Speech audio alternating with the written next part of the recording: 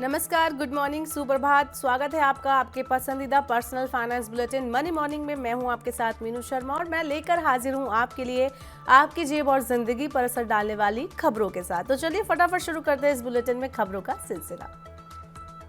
देश के 150 प्रमुख जलाशयों में से 50% जलाशयों में पानी का स्तर इनकी क्षमता से आधा रह गया है। जलाशयों के जल स्तर में लगातार 19वें हफ्ते गिरावट दर्ज की गई है।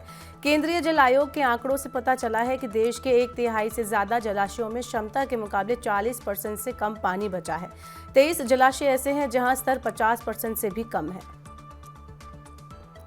NHAI की टोल कलेक्शन कंपनी IHMCL ने फास्टैग सेवा के लिए अधिकृत बैंकों की लिस्ट से पेटीएम पेमेंट बैंक को बाहर कर दिया है। IHMCL ने कहा है कि फास्टैग यूजर्स परेशानी से बचने के लिए अन्य 32 अधिकृत बैंकों से फास्टैग ले सकते हैं। पेटीएम पेमेंट्स बैंक का फास्टैग तब तक चलेगा जब तक उनमें बैलेंस है। बैलेंस खत्म होते ही पेटीएम फास्टैग काम करना बंद कर देंगे। ऐसे में यूजर्स को एक नया फास्टैग खरीदने की जरूरत होगी। कृषि और रियल एस्टेट कारोबार के नाम पर निवेशकों से गैर कानूनी ढंग से पैसा जुटाने वाली PACL के निवेशकों का पैसा अब तक वापस नहीं मिला है। PACL ने गैर कानूनी सामूहिक निवेश योजना के माध्यम से करीब 60,000 करोड़ रुपए जुटाए थे, लेकिन इसमें से अब तक केवल 21 लाख निवेशकों को 1022 करोड़ रुपए ही लौटाए गए हैं। 59,000 करोड़ रुपए वापस पाने के लिए निवेशक अभी भी इंतजार कर रहे हैं। तमाम प्रयासों के बाद भी अनचाहे कॉल्स और मैसेजेस की समस्या से छुटकारा नहीं मिला है। अब सरकार ने इसके समाधान के लिए एक समिति का गठन किया है जो अनचाहे कॉल्स और मैसेजेस को रोकने के लिए दिशा निर्देश तैयार करेगी। इस समिति में दूरसंचार उद्योग, टेलीमार्केटिंग कंपनियों के प्रतिनिधियों और नियामकीय संगठनों के सदस्य शामिल हैं। अनचाहे कॉल्स उपभोक्ताओं की गोपनीयता और उनके अधिकारों का उल्लंघन करते हैं। भारत और नेपाल के बीच अब UPI के जरिए लेन देन हो सकेगा। RBI और नेपाल राष्ट्र बैंक ने इसके लिए समझौता किया है। भारत के UPI और नेपाल के NPI का एकीकरण होने से दोनों देशों के उपभोक्ताओं को तेज, किफायती फंड ट्रांसफर की सुविधा मिलेगी। इससे भारत और नेपाल के बीच सीमा पार धन भेजना आसान होगा। संगठित क्षेत्र में नौकरियां बढ़ रही हैं, खासकर युवाओं को नौकरी के अधिक अवसर मिल रहे हैं। ESIC ने दिसंबर में 18,86,000 नए सदस्य जोड़े हैं। कुल नए सदस्यों में से 8,83,000 यानी 47% 25 वर्ष की आयु के हैं। महिला सदस्यों की संख्या 3,59,000 रही। भारत में हवाई जहाज से यात्रा करने वालों की संख्या लगातार बढ़ रही है। इसके साथ ही कई और भी समस्याएं हैं जो बढ़ रही हैं। उड़ानों में देरी हो रही है, वहीं हवाई अड्डे पर जगह न होने के कारण विमानों को लंबे वक्त तक हवा में रहना पड़ रहा है, जिस वजह से एयरलाइंस का ईंधन खर्च बढ़ गया है। जनवरी में घरेलू यात्रियों की संख्या पिछले साल के मुकाबले 4.69% बढ़कर 1,31,00,000 हो गई है। जनवरी 2023 में घरेलू यात्रियों की संख्या 1,25,00,000 थी।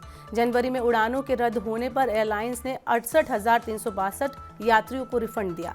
इसके अलावा 1,43,00,000 रुपए हर्जाने के तौर पर दिए। यामाहा इंडिया मोटर ने अपने 3 लाख स्कूटर वापस मंगवाए हैं। इन स्कूटर में ब्रेक के कलपुर्जों में खराबी होने की आशंका जताई गई है। कंपनी ने जो मॉडल वापस मंगवाए हैं उनमें रे ZR 125 FI हाइब्रिड और फेसिनो 125 FI हाइब्रिड शामिल है। कंपनी ने 1 जनवरी 2022 से लेकर 4 जनवरी 2024 के बीच निर्मित स्कूटर को रिकॉल किया है।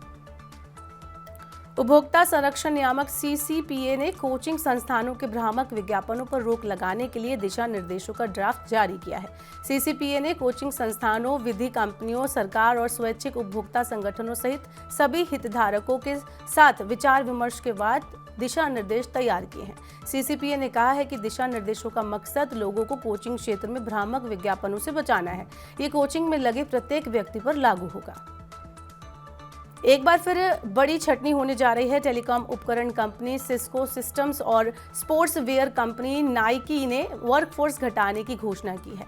सिस्को 4,000 से ज्यादा कर्मचारियों को नौकरी से हटाने जा रही है, वहीं नाइकी ने अपने टोटल वर्कफोर्स में 2% कटौती करने की योजना बनाई है।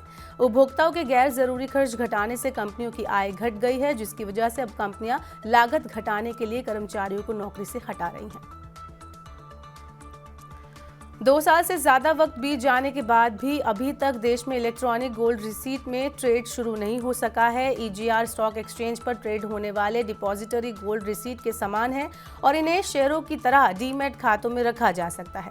सेबी ने सितंबर 2021 में ईजीआर और सिल्वर ईटीएफ के तौर पर 2 नए निवेश विकल्प पेश किए थे। सिल्वर ईटीएफ में कामकाज शुरू हो चुका है, लेकिन ईजीआर की अभी तक शुरुआत नहीं हो पाई है। तो आज के मनी मॉर्निंग के बुलेटिन में फिलहाल के लिए इतना ही। अपने काम की जरूरी खबरें देखने और समझने के लिए सब्सक्राइब करें हमारे यूट्यूब चैनल को। पर्सनल फाइनेंस से जुड़ी खबरों को आप पढ़ना चाहते हैं और ज़्यादा समझना चाहते हैं तो हमारी वेबसाइट www.money9.com पर विजिट करें। यहाँ पर 7 भाषाओं में आपको पढ़ने और समझने को मिलेंगी पर्सनल फाइनेंस की तमाम बड़ी खबरें। वहीं इसके अलावा आप खास कार्यक्रम देखना चाहते हैं तो मनी 9 के सुपर ऐप को जरूर डाउनलोड कर लें। बने रहिए मनी 9 के साथ। नमस्कार।